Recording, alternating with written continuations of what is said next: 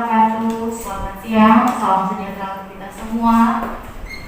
Baik, adik-adik semuanya, khususnya mahasiswa UIN Raden Patah Palembang, Fisip UIN Raden Patah Palembang, selamat datang kami ucapkan di talk show Fisip UIN Raden Patah di era adaptasi kebiasaan baru, bekerja sama dengan Berita Musik dan Laboratorium Fisip UIN Raden Patah Palembang.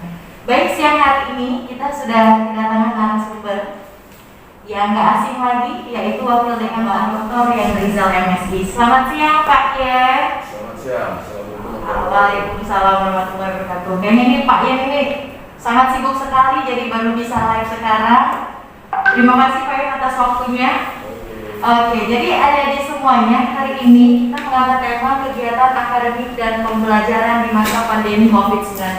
Seperti yang kita ketahui, pandemi ini sudah banyak mengubah kegiatan sosial, ekonomi, maupun pendidikan. Jadi dengan adanya edaran dari Menteri Pendidikan bahwa seluruh pembelajaran itu melalui daring, maka banyak sekali perubahan yang sangat adik rasakan ya, apalagi bagi mahasiswa baru nih yang belum tahu gimana sih perkuliahan itu. Kira-kira ada nggak Pak informasi yang lebih seperti apakah itu tutorial dari YouTube? Apakah ada Pak? Mahasiswa, seluruh dosen, sekarang ini kan dalam 1 minggu ini kita intens nih melakukan sosialisasi.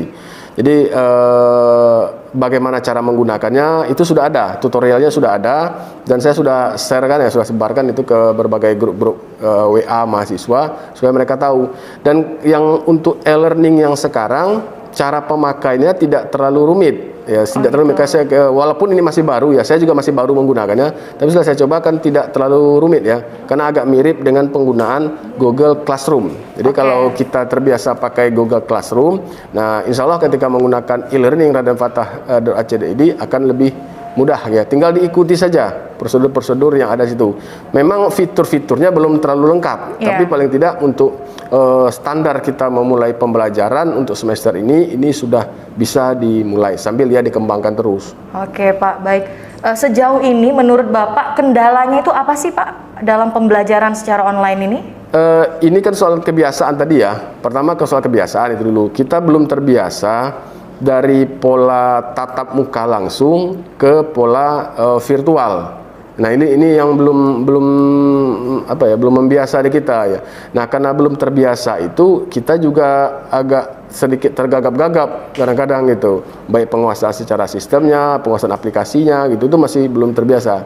Yang kedua, tidak dipungkiri juga ya kalau menggunakan pola e-learning ini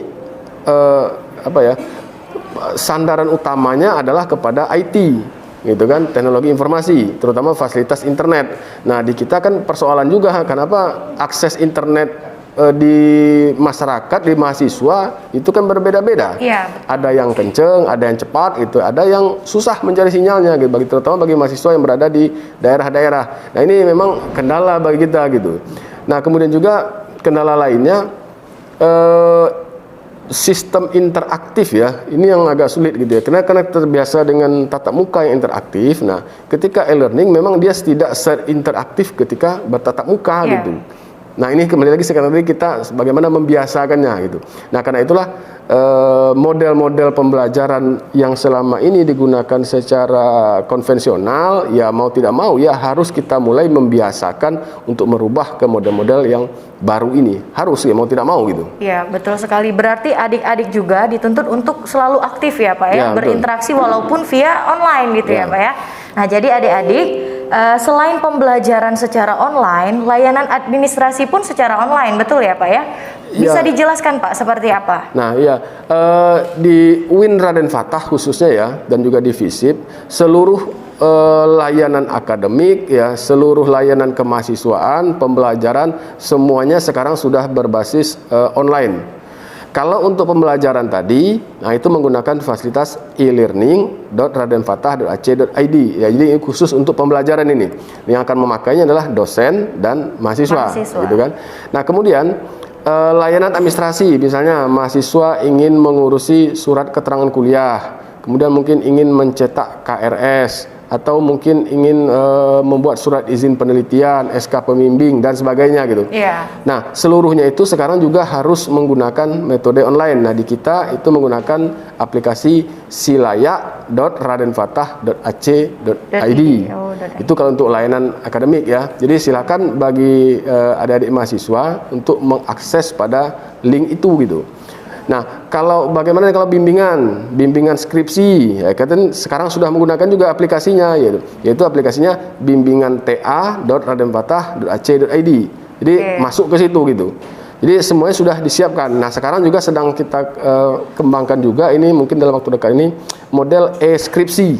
Ini akan kita kembangkan juga. Nanti ada wilayahnya di prodi itu. Jadi model e-skripsi ini mulai dari pengajuan judul sampai pengesahan judul, nanti kita sampai proses bimbingan juga akan masuk ke wilayah e-skripsi ini. Nah, nanti juga bisa kita identifikasi misalnya judul berapa yang sudah banyak keluar, mana judul yang sudah dikatakan jenuh dan sebagainya. Nah, itu akan muncul di layanan itu. Intinya semuanya sudah berbasis online gitu ya. Dan kita sudah siapkan aplikasi-aplikasinya itu. Nah, tinggal itu tadi mahasiswa harus aktif ya. Jadi makanya dituntut sekarang ini mahasiswa aktif untuk mencari informasi. Nah, kemudian mencoba mana yang kurang, mana yang tidak tahu, itu silakan bertanya. Ya, karena itu saya katakan tidak perlu lagi Anda ke kampus. Tidak usah lagi ke kampus. Untuk urusan apapun, urusan mau bimbingan, cukup menggunakan model online. Untuk urusan surat menyurat, cukup menggunakan fasilitas Silaya. Untuk perkuliahan, pakailah fasilitas e-learning. Kalau ingin komunikasi langsung ya chat WA atau telepon bisa dengan masing-masing dosennya. Itu kira-kira begitu Mbak Nisa. Berarti memang dikurangi ya Pak ya untuk tatap muka. Nah, kalau untuk FISIP itu sendiri Pak, bagaimana sih protokol kesehatan yang diterapkan di FISIP ini? Apakah ada sistem piket atau gimana Pak? Ya, kita kan kita merujuk kepada peraturan rektor ya. Dari peraturan rektor sudah mengatakan bahwa FISIP, seluruh UIN ini harus mematuhi protokol kesehatan, tidak boleh lagi berkumpul-kumpul, tatap muka dan sebagainya. Nah, karena itu di kita juga menerapkan itu gitu. Kalaupun ada gitu yang datang ke kampus ya harus memenuhi standarnya gitu. Misalnya tidak boleh masuk ke kampus ini kalau tidak pakai masker. Kemudian tidak boleh kumpul-kumpul. Bahkan kalau ekstrimnya itu saya suka mengusir itu ya, mahasiswa kalau masih ngumpul-ngumpul ya kita terpaksa gitu ketika dikatakan ada pengumuman masih tidak diindahkan ya terpaksa ya kita harus melakukan tindakan yang lebih keras gitu. Ya silakan Anda keluar atau pulang gitu, jangan kumpul-kumpul di situ. Ya ini kan demi keselamatan kita bersama. Jadi intinya kita di FISIP menerapkan sekali gitu. Nah, maka tolong juga ini kepada Bapak Ibu dosen ya, karena saya tidak akan mungkin mengawasi semuanya gitu. Jadi teman-teman Bapak Ibu dosen dan mahasiswa saling kita ya kalau bahasa Palembang ini saling keruani lah, gitu kan, untuk melihat ini ada yang melanggar ini apa, saling ingatkan lah gitu kan, tidak apa-apa gitu. Ini kan untuk kita bersama gitu. Gitu kira-kira. Baik, sebelum kita melanjutkan ke pertanyaan selanjutnya, kami persilahkan kepada adik-adik, jika ingin ada yang ditanyakan silahkan komen di kolom komentar ya, baik itu di live IG FISIP, live IG Berita Musi maupun di Facebook Berita Musi dan FISIP. Baik, kita lanjutkan kembali ya Pak Yan.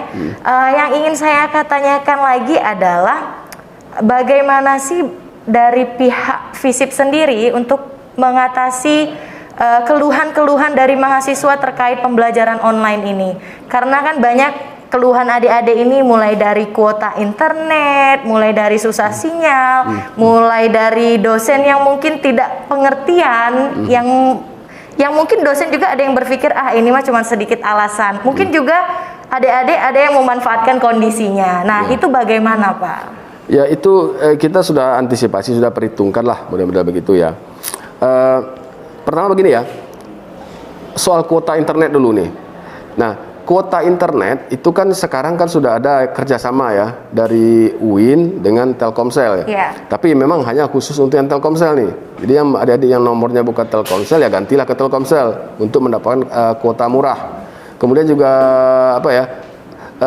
dengan model yang e-learning ini kan sebetulnya Mbak Nisa ya, kalau kita hitung-hitung ya, bagi saya sih begitu ya, jauh lebih efisien bagi mahasiswa terutama yang berada di luar daerah ketika menggunakan fasilitas ini.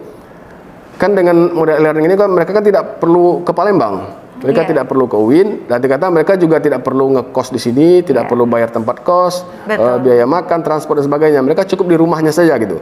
Nah ini kan sudah mengurangi pengeluaran. Nah kecuali kalau memang berada di kota Palembang, yang tinggal sama orang tuanya di sini gitu ya, pengeluarannya memang pengeluaran pusat. Nah itulah tadi fasilitas yang diberikan selama inilah bagaimana kemudian memberikan bantuan kuota kepada mahasiswa. Nah ini juga yang saya katakan seperti ini ya, bahwa fasilitas e-learning yang sekarang kita terapkan itu kan tidak seluruhnya ya e-learning ini menggunakan fasilitas video. Jadi tidak seluruhnya pakai video conference seperti Zoom dan sebagainya, tidak gitu. Lebih banyak sebetulnya chat ya, menggunakan e-learning tadi. Nah dengan chat ini kan penggunaan kuota tidak terlalu berat. Ya tidak terlalu mahal ya, tidak semahal menggunakan aplikasi video gitu, tidak terlalu gitu kan.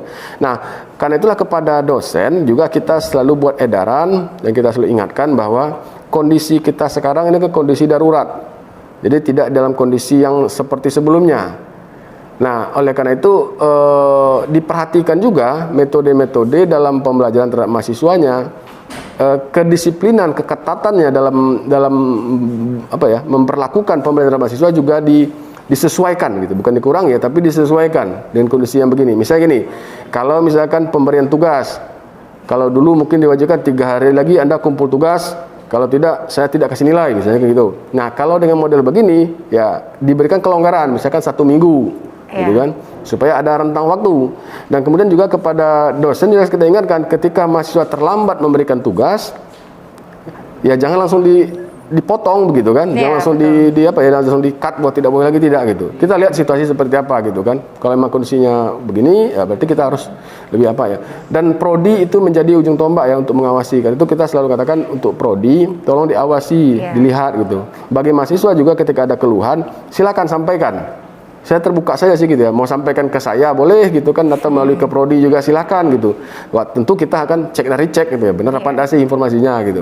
Tapi silakan ketika ada aspirasi, ada masalah, silakan kontak ke kaprodi masing-masing ya, atau ke bagian akademik ya, atau ke saya juga boleh, enggak apa-apa. Jadi kita lihat apa masalahnya gini gitu kan, kalau masalahnya bisa kita selesaikan. Baik, luar biasa sekali nih. Jadi Wakil Dekan 1 FISIP ini sangat menerima masukan-masukan maupun saran dari adik-adik mahasiswa baru nih ya Pak ya, khususnya. Karena kalian mungkin belum terbiasa nih, karena kondisi pandemi sekarang ini, pembelajaran secara online ini mungkin akan menimbulkan banyak, mungkin males Pak atau gimana ya. Tapi ya itu tadi kata Pak Yan tadi, bahwa pembiayaan mereka itu sangat bisa diminimalisir ya Pak ya, pengeluarannya ya. Gitu kan. Iya, kalau mereka untuk tidak yang perlu di daerah kos lagi, gitu kan. Iya, betul sekali. Nah, jadi adik-adik itu saja informasinya. Tapi yang ingin saya tanyakan lagi nih ya Pak Yan ya, apa sih strategi dari FISIP agar layanan administrasi secara online ini dapat efisien? Ya. Nah kemarin kan gini, nah kita sampaikan saja beberapa waktu lalu, seminggu lalu gitu, itu kan ada tim dari Inspektorat Jenderal memeriksa UIN ya, termasuk kita. Nah memang ada beberapa catatan, ya misalnya seperti keterlambatan dalam pengurusan surat menyurat, gitu kan. Biasanya kalau dulu tatap muka itu bisa 2 hari, 3 hari selesai. Nah, ini kadang-kadang 1 minggu baru selesai, gitu kan. Nah ini memang jadi catatan bagi kita gitu. Nah saya katakan kita selalu membuka ruang-ruang pengaduan lah gitu ya, penyampaian ada apa sih masalahnya di mana gitu kan. Pertama yang kita katakan gini, bukan ingin berkelit ya, tapi pola ini kan pola baru ya. Kita belum, sekali lagi ya, belum terbiasa dengan pola online ini. Sistem kita pun belum terlalu sempurna. Nah, tetapi kita selalu usahakan untuk ada perbaikan. Nah, oleh karena itu, walaupun kita menggunakan Silayak, kita juga selalu buka peluang kalau ada keterlambatan, ada masalah gitu, silakan dilaporkan. Nanti kita telusuri. Nah, kita juga harus ingat juga ya bahwa teman-teman atau bapak ibu yang ada di sini, terutama tenaga kependidikan yang mengurusi surat menyurat, mereka tentu juga harus patuh dengan protokol kesehatan gitu kan. Nah, ini juga gitu. Jadi sekali lagi, strategi kita terapkan sini adalah kita selalu cek dan recheck, selalu mengawasi dan membuka ruang pengaduan di mana letak masalahnya gitu. Kita usahakan secara maksimal. Kalau ada keterlambatan silakan sampaikan.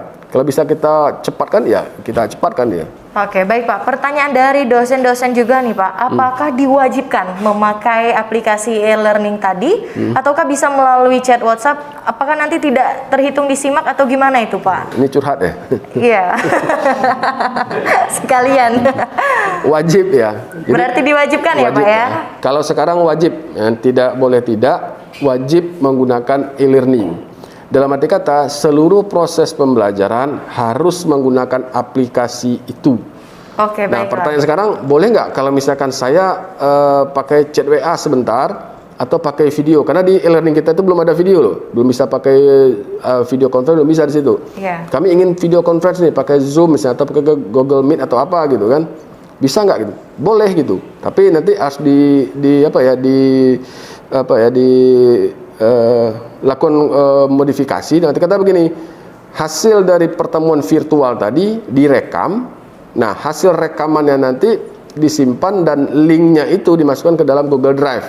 Nah, linknya itulah kemudian dimasukkan ke e-learning kita. Baik. Jadi intinya seluruh proses itu harus tercatat dalam e-learning. Oke, baik. Karena nanti metode pengawasannya, kontrolnya kan semuanya dari e-learning Raden Fata itu. Oke, baik. Berarti kalau 16 kali pertemuan, 16 kali juga e-learning ya Pak ya? Ya, betul. Berarti nggak bisa menggabung-gabungkan kelas juga ya Pak ya? Dengan mata kuliah yang sama, tidak bisa juga seperti itu? Ya, tidak bisa gitu. Iya. Tetap harus secara sistem dia harus masuk di situ gitu loh kan. Ini yang harus dilihat gitu. Karena kita ini bicara sistem ya, karena dia sudah terekam di situ gitu. Oke. Nggak bisa kita. Ya. Ada ini kan cuma berarti saya sedikit mahasiswanya pun juga seperti itu ya Pak Ya, ya? sama Jadi gitu. namanya dia otomatis langsung terabsen ya Pak ya? Ya, karena dia tidak akan kalau misalkan ada mata kuliah lain yang sama di kelas lain, saya gabung ke mata kuliah lain Pak, tidak bisa gitu, karena nama tidak akan muncul. Oke. Secara sistem namanya tidak ada di kelas lain, Baik. namanya ada di kelas awalnya gitu.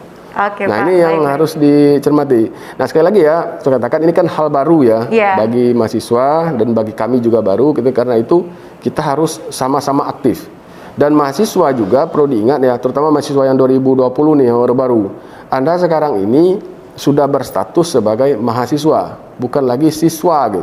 Karena itu model pembelajaran di perguruan tinggi itu menuntut keaktifan Anda gitu. Iya. Mahasiswa lah yang harus aktif, mencari informasi, mencari referensi, mencari bacaan dan sebagainya. Jadi tidak lagi menunggu asupan dari dosen saja gitu. Kita yang harus aktif gitu. Nah, kalau Anda tidak aktif ya nanti akan ketinggalan. Oke, baik Pak. Kalau biasanya kita perkuliahan tatap muka nih Pak ya, ada dari dosen itu bilang bahwa oke minimal 14 kali pertemuan harus hadir. Jadi boleh itu izin ya, 2 kali pertemuan. Nah, kalau di online seperti ini apakah ada batas-batasnya Pak? Ya tetap sama gitu ya. Jadi kalaupun tidak hadir tetap dihitung 75% ya. Iya. Nah, ketika kurang dari situ ya tidak boleh gitu. Itu tetap harus hadir gitu kan.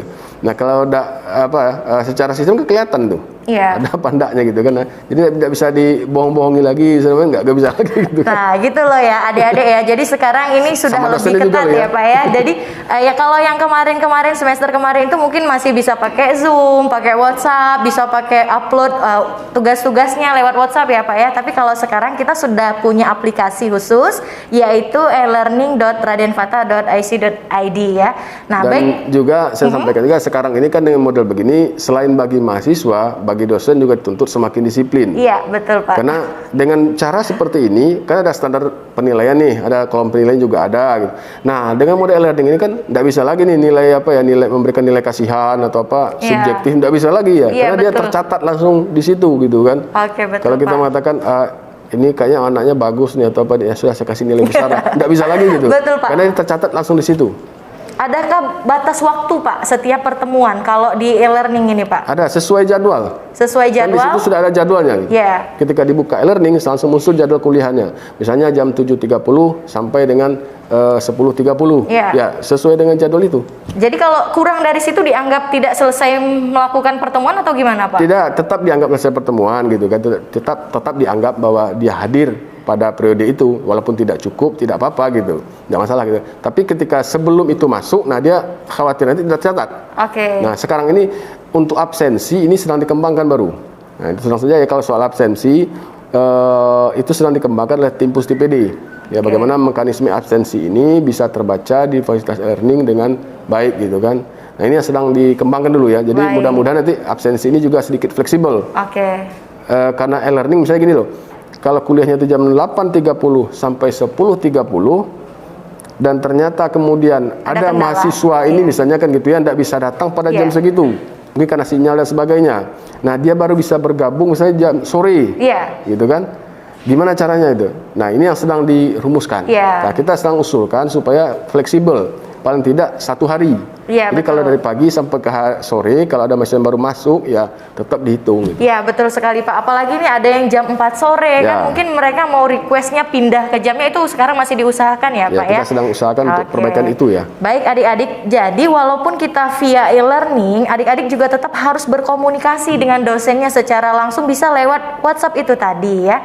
Oke, mungkin sekarang sudah ada pertanyaan dari adik-adik. Oke, boleh kita bacakan ya, mungkin dari IG Visip apakah ada, atau IG dari Berita Musi. Panitia akan membacakan pertanyaannya. Ini juga ingin saya sampaikan, tambahkan juga Manisa ya, bahwa kan hari Senin ini sudah dimulai. Kita sekarang akan nge-share ya ke seluruh teknisnya, kita ke seluruh mahasiswa kita akan share nama-nama dosen dan kemudian nomor WA-nya. Itu sudah kita kasih ke seluruh mahasiswa itu.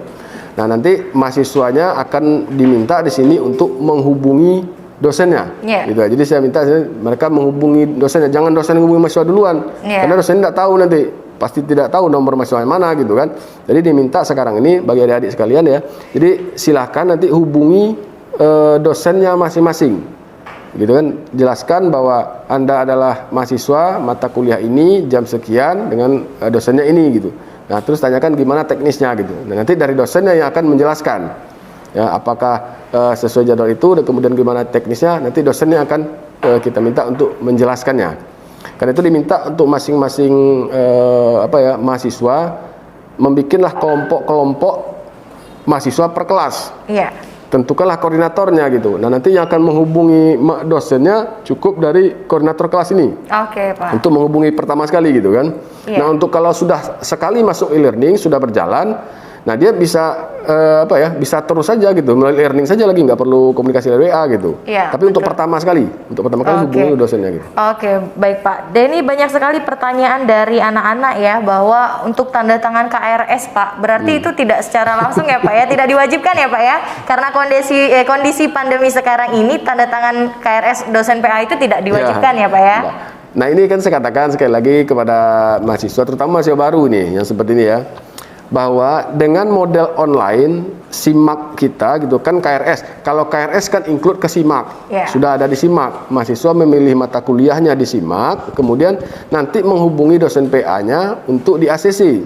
Ketika dosen PA, dosen pembimbing akademik sudah meng-ACC, mencentang mata kuliahnya di ACC, maka otomatis sudah sah gitu, itu diambil gitu. Itu yang penting gitu. Nah, persoalan nanti ini kan belum ditandatangan Pak. Kemudian saya di-print oleh mahasiswanya gitu kan. Ini kan belum ditandatangan kan. Sementara ketentuannya harus tanda tangan. Ya nanti saja itu. Kan yang penting Anda kan sudah sah nih. Sudah jadi nggak perlu takut ya Pak ya. Karena kita menyesuaikan ya Pak ya dengan kondisi pandemi sekarang ini. Oke Pak, ada pertanyaan lagi nih dari Cindy, mahasiswi Ilpol. Bagaimana kalau perlu urus surat akademik yang darurat? Nah, Pak, gimana tuh? Yang darurat itu darurat. Susah juga kalau bilang darurat. Kalau memang darurat perlu sekali jam itu hari itu ya. Kalau memang Anda di Palembang ya silakan coba sini, tapi tetap pakai standar yang ketat gitu ya. Jadi kalau mau datang sini datanglah sendirian, jangan ngajak kawan. Gitu kan. Kemudian pakai masker. Jangan dilupakan itu. Kemudian cuci tangan sebelum masuk gitu kan. Selesai urusan pulang. Gitu kan. Itu kalau darurat. Nanti petugas juga akan nanya, ini suratnya penting apa enggak gitu. Kalau tidak terlalu penting ya nanti pakai sistem kita aja gitu. Kecuali kalau hari itu juga harus selesai gitu kan. Berarti memang kalau di Visip ini ada shift-shiftnya ya Pak ya. Berarti kita ada absensi. Jadi Visip UIN Raden Fatah ini nggak pernah kosong kantornya ya Pak ya. Kita tetap ngantor tiap hari gitu kan. Jadi sistem tetap ada sistem piket ya Pak. Jadi sistem piket kalau memang ada yang darurat yang perlu segera ditindaklanjuti, datang saja ke Visip nggak apa-apa ya Pak ya. Asal tetap menerapkan protokol kesehatan, memakai masker, menjaga jarak. Dan sendirian, jangan mencuci rame-rame. tangan. Apa Pak? Sendirian, nggak usah ngajak kawan. Sendirian aja, kawannya tunggu aja di bawah. Baik, ada lagi nih Pak, pertanyaan dari Saudara Agung, mahasiswa Ilmu Komunikasi 2019. Untuk kami sebagai mahasiswa itu, apakah harus sesuai jadwal pertemuan kami masuk ke e-learning agar absensi kami tampil atau waktunya bisa disesuaikan? Ya, nah ini yang saya katakan tadi ya, silakan hubungi dosennya dulu. Ini yang menentukan apakah sesuai jadwal tidak, dosennya nanti gitu kan. Tapi untuk tahap awal harus sesuai jadwal dulu. Karena itu hubungi dosennya, nah sesuai jadwal jam sekian, nah masuk dulu jam sekian itu. Harus sesuai itu dulu gitu kan. Karena untuk perangkat absensi pada e-learning, sekali lagi saya katakan sedang dikembangkan. Oke, Jadi Pak. belum, mungkin hari besok atau minggu sudah selesai itu. Ya, sedang dikembangkan ini badai Pak. PUSTI-PD gitu kan. Baik. Jadi silakan hubungi dosennya dulu. Oke, jadi untuk sementara hubungi dosen pengampunya masing-masing sambil kita menunggu dari pihak PUSTI-PD apakah bisa jadwal menyesuaikan ya Pak ya. Oke. Adakah lagi pertanyaan dari adik-adik? Ya, boleh silahkan. Dari saya Julianto Indra Tribuana, Prodi Ilkom. Mau tanya Pak, untuk e-learning ini dibuat seluruh mahasiswa UIN Raden Fatah ya? Kalau iya gimana Pak bila ada kendala di web e-learningnya? Oke, ya jadi e-learning ini nih bukan hanya untuk FISIP ya Pak ya, Ya, tapi seluruh. memang aplikasinya untuk UIN Raden Fatah Palembang. Nah Pak, gimana kalau yang punya kendala itu dari webnya Pak? Ya, pertama memang seluruhnya harus ya. Nah kemudian gimana nih kalau ada masalah tiba-tiba ya ini kan sistem ya. Kalau memang ada masalah terjadi di situ ya silakan dikomunikasikan gitu kan. Kita juga siap standby terus ya. Yang yang mengelola ini kan dari PUSTI-PD ya, Pusat Teknologi Informasi dan Pangkalan Data UIN. Mereka yang mengelola ini. Jadi ketika ada kendala-kendala teknis apa yang terjadi, nah silakan dilaporkan melalui dosennya. Nanti kita akan sampaikan ke PUSTI-PD untuk diperbaiki gitu ya. Karena mereka yang tahu soal itunya gitu. Dan ketika ada masalah di e-learning kan hubungannya kan mahasiswa sama dosen nih. Dosen juga pasti akan ngomong gitu kan. Bahwa ini ada misalnya ada persoalan apa gitu. Atau mati lampu, nah kalau mati lampu kan lain persoalan ya. Mati lampu di jalan ya. Lain persoalan. Tapi yang jelas secara sistem kalau ada persoalan kita akan selalu komunikasikan dengan PUSTI-PD. Oke, baik Pak. Ini kayaknya pertanyaan ini masih seputar e-learning Pak. Kayaknya masih pada bingung ini. Langkah awal bikin atau akses e-learning itu seperti apa Pak dari Koko Ilkom? Ya. Untuk masuk ke e-learning ya cukup dibuka e-learning.radenfatah.ac.id ya. E-learning itu nyambung ya. E-learning ya .radenfatah.ac.id. Nah, untuk masuk ke akunnya, ke login ke situ, cukup menggunakan fasilitas aplikasi SIMAK masing-masing, karena dia terkonek ke SIMAK, gitu kan. Nanti silakan masuk melalui SIMAK masing-masing. Nah, ketika sudah masuk, ya ikutin saja perintah situ. Gampang kok, gitu kan. Ketika Anda sudah masuk, kelihatan situ. Nanti tutorialnya juga kita akan sebarkan lagi, kalau memang belum dapat ya, kita akan sebarkan lagi ke grup-grupnya. Tapi sekarang sudah disebar sebetulnya. Nanti silakan kita akan perbanyak lagi lah penyebarannya dan juga melalui website FISIP. Nanti kita akan masukkan melalui website fisip.radenfatah.ac.id. Nanti kita akan sebarkan itu. Baik. Jadi nanti adik-adik tunggu saja informasinya. Jika memang belum ada yang jelas, dapat langsung menghubungi dosen pengampunya agar diberikan tutorial bagaimana sih untuk gabung di e-learning ya Pak ya. Ya kalau tutorialnya kita akan sebarkan nanti gitu kan. Nah, cuma kalau untuk mekanisme perkuliahannya ya silakan hubungi dosennya. Nanti gitu kan. Untuk masuk ke e-learning itu cukup menggunakan akun SIMAK masing-masing. Masuk di situ, karena dia sudah terkonek ke situ. Oke, ini ada lagi nih Pak, pertanyaan dari Saudara Ridwan, mahasiswa Ilpol 2020. Apakah kami yang mahasiswa baru ini akan diberikan pelatihan dalam menggunakan e-learning? Karena kalau hanya lewat video tutorial, kami masih belum paham. Nah, ini Pak pasti. Dicoba dulu lah, gitu loh kan.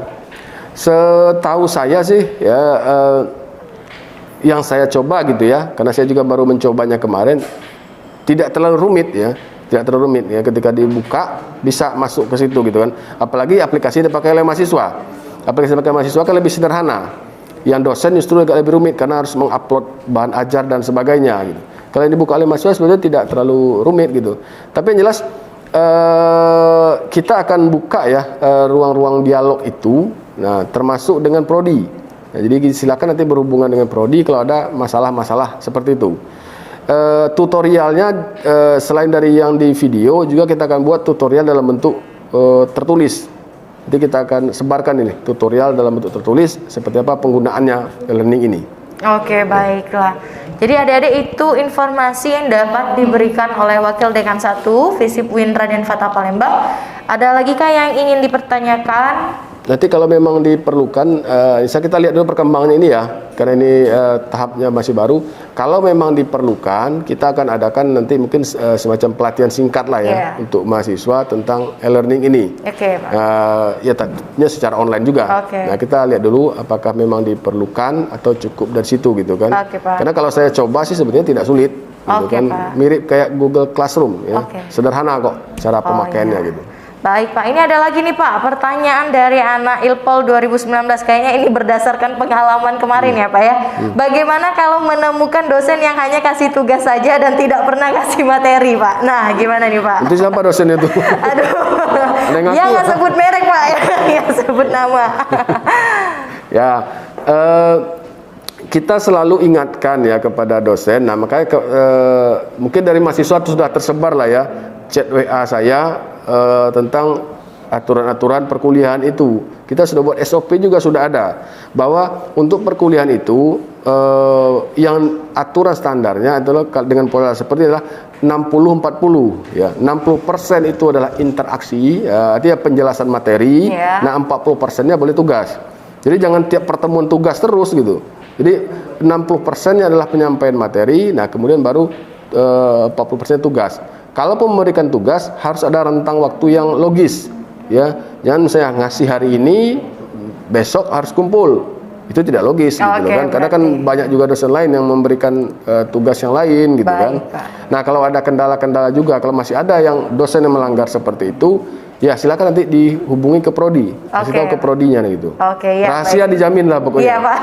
Apalagi anak ilmu politik ya, Pak ya, paling kritis ini. Rahasia dijamin. Tapi tetap ya seluruh pengaduan itu harus valid. Ya, nanti kata ada datanya, ada faktanya. Kita akan cek dan recheck. Kalau memang terbukti seperti itu ya kita akan sampaikan ke dosennya gitu kan. Oke, baiklah. Nah, adik-adik jangan takut lagi ya. Jadi bagaimanapun kondisi pandemi seperti ini, baik mahasiswa maupun dosen itu harus saling menguntungkan ya, Pak ya.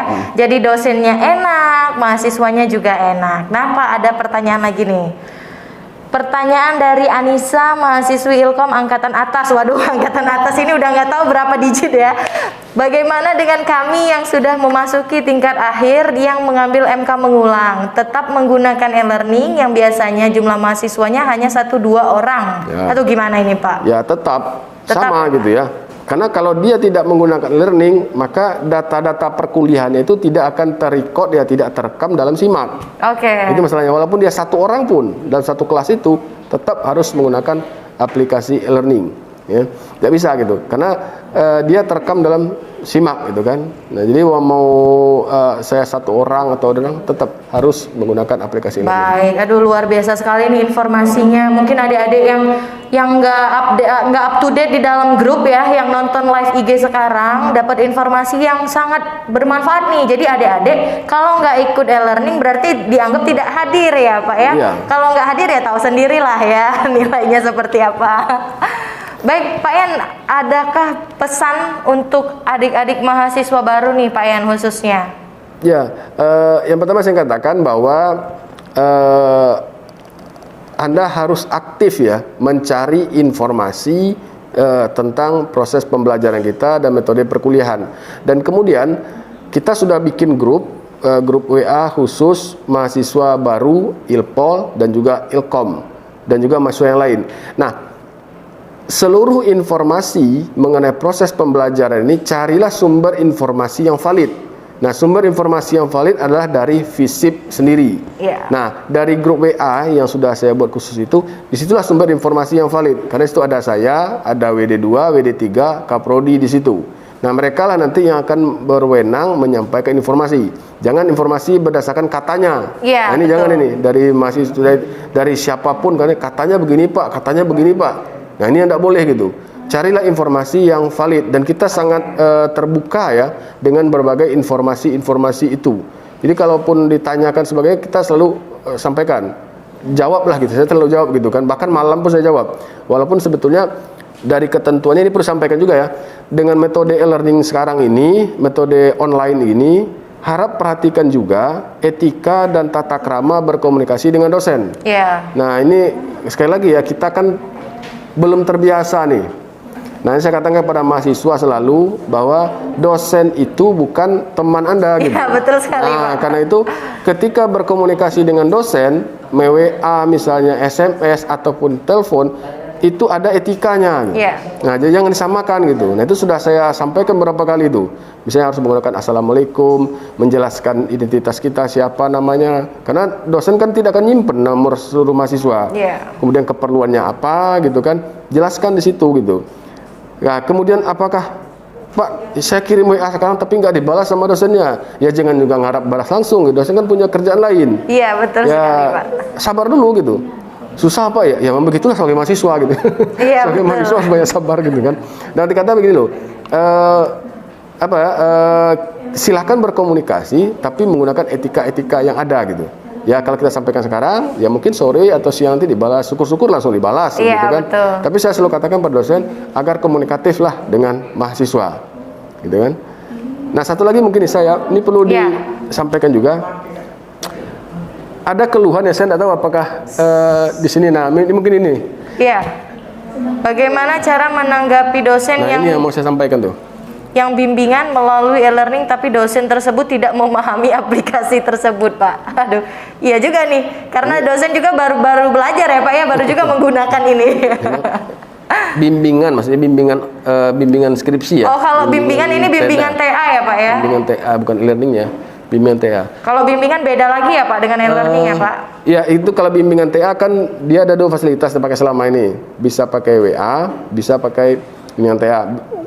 Kegunaan WA itu adalah untuk mengkonfirmasi saja. Ya, untuk mengkonfirmasi, Pak, Ibu, saya sudah memasukkan file saya bab sekian-sekian di bimbingan TA, mohon dikoreksi atau diperiksa gitu kan. Itu untuk mengkonfirmasi saja. Nah, tetapi untuk proses pemeriksaannya, koreksinya sebagainya ada di bimbingan TA. Nah, gimana nih kalau dosennya tidak memahami seperti itu gitu kan? Ya, apa ya? Itulah gunanya Anda komunikasi sama dosen gitu loh kan. Nah nanti dosennya akan cari tahu. Kalau ada masalahnya apa pasti cari tahu. Kalau saya pengalaman selama ini sih, kalau ada dosen-dosen yang tidak paham cara itu, mereka bertanya, ini gimana sih caranya gitu.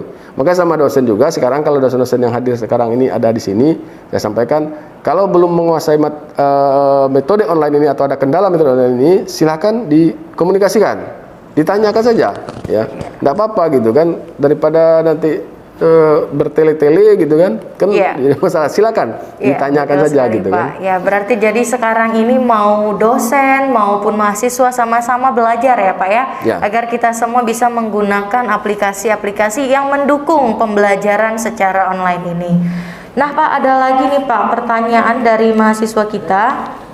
Bagaimana sih Pak supaya tidak tertular COVID-19? Nah, di luar konteks kita nih Pak, silahkan Pak Ian dijawab. Makanya Anda banyak-banyak di rumah gitu kan. Banyak-banyak di rumah, pakai masker gitu kan, cuci tangan gitu kan, dan jangan takabur. Ini kan banyak yang takabur ini. Benar Pak. Nah, saya kan tinggal di dusun Pak, tidak mungkinlah terkena. Nah ini yang tidak boleh itu seperti itu gitu kan. Ya jaga daya tahan tubuh, ya fisik juga tetap dijaga gitu, karena virus ini masuk ketika fisik kita lemah, gitu kan. Pokoknya jangan dianggap sepele lah masalah ini gitu. Iya betul sekali. Jadi walaupun tidak kasat mata tapi bentuknya ada ya Pak ya. Ya jadi adik-adikku semuanya, talkshow kita hari ini juga jangan takut, semuanya bisa terekam dan akan diupload di YouTube Visip dan YouTube Berita Musi. Nah mungkin kalau tidak ada pertanyaan lagi, kita akan closing saja Pak Ian talkshow kita pada hari ini. Mungkin ada sedikit pesan dan apalagi nih Pak Ian khususnya. Ya, boleh ya begini ya, sekali lagi ya, karena kita ini sekarang dalam kondisi pandemi ya, dalam kondisi yang kita sebelum tidak pernah mencoba ini, jadi diharapkan ya kita sama-sama memaklumi. Kalau ada kekurangan-kekurangan sedikit-sedikit ya, itulah proses ya kita untuk menjadi lebih sempurna dalam proses pembelajaran ini. Karena tidak hanya kita loh ya, di tempat lain pun seperti ini. Baik di perguruan tinggi lain di Palembang ini ataupun di Jawa dan sebagainya sama kok gitu kan.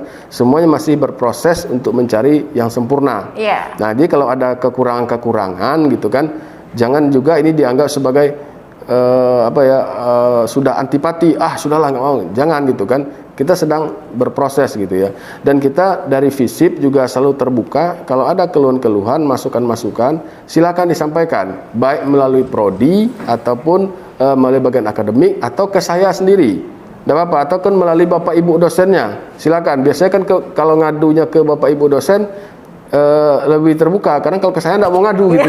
Betul sekali, Pak. Ya silakan. Beda ya, Pak ya. Silakan bapak ibu dosennya yang mana yang lebih komunikatif, curhatlah ke mereka gitu. Nanti kan dosennya pasti ngasih tahu ke saya, ya, Pak ini gimana gitu kan.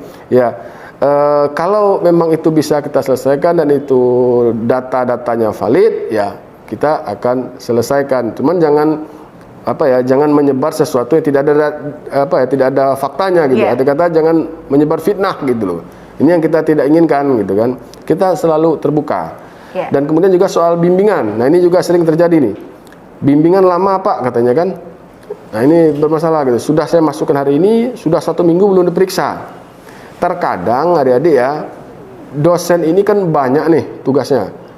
Anda WA sekarang mengatakan ada masukan bimbingan, mungkin terlewat, terbaca saat itu, tapi sampai di rumah nanti lupa gitu. Dibalas, nah, ini perlu Anda lagi berperan aktif gitu kan. Dan juga jangan selalu mengatakan, itu kan memang tugasnya dosen. Ya tidak bisa seperti itu gitu loh kan. Tugas dosen itu banyak gitu kan. Yeah. Jadi posisikan bahwa kita sedang membutuhkan ini.